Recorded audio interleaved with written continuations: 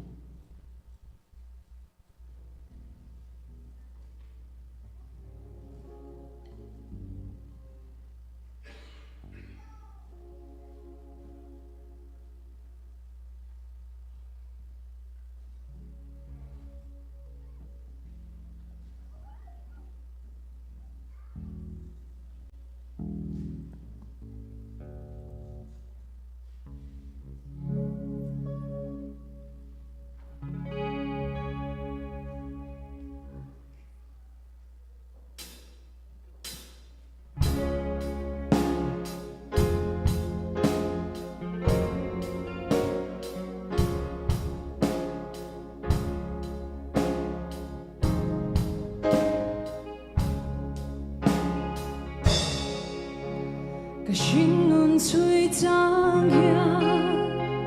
lung oi har mange har sat na le boy na te hian ni tin min hwal china chan pui tu reng om lawang hian thin lung arum china lalpa be sei na ero anung reng chi katana pa chani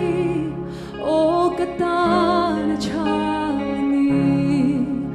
ka kong ta tuang in lang lo ma se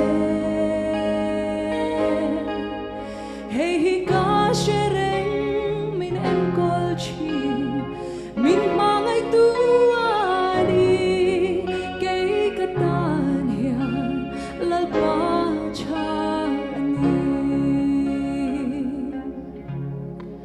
ilam hoi nang ngai tu I hoi san ngai lo ba I mu tir chin I ngai sak sia I tir sang kan soi chi kay bay say tu ren nay lo hi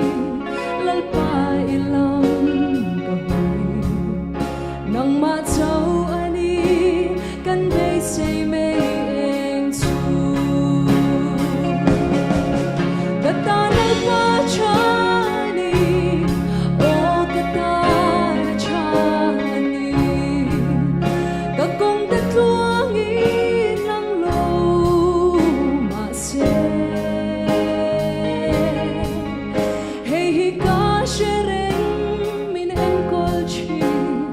min mangai tu ani kay katan hian lalpa chani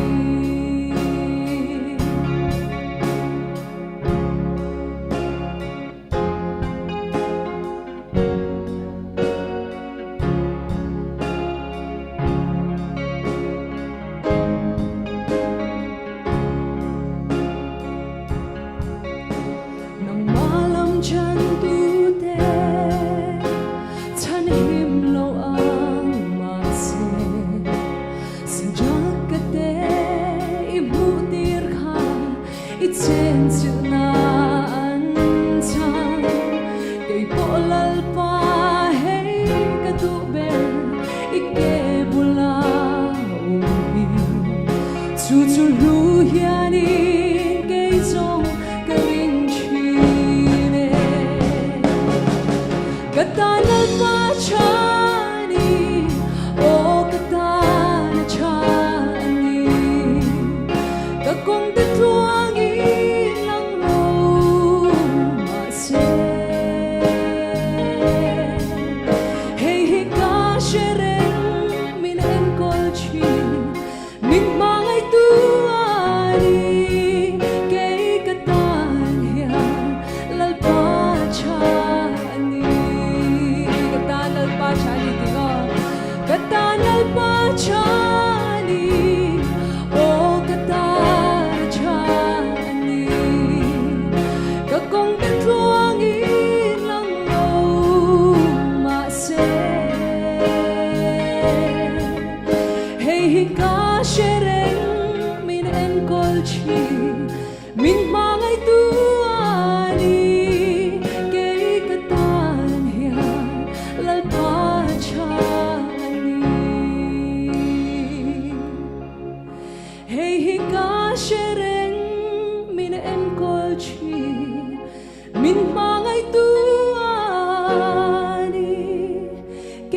katan hiyan lalpa chani.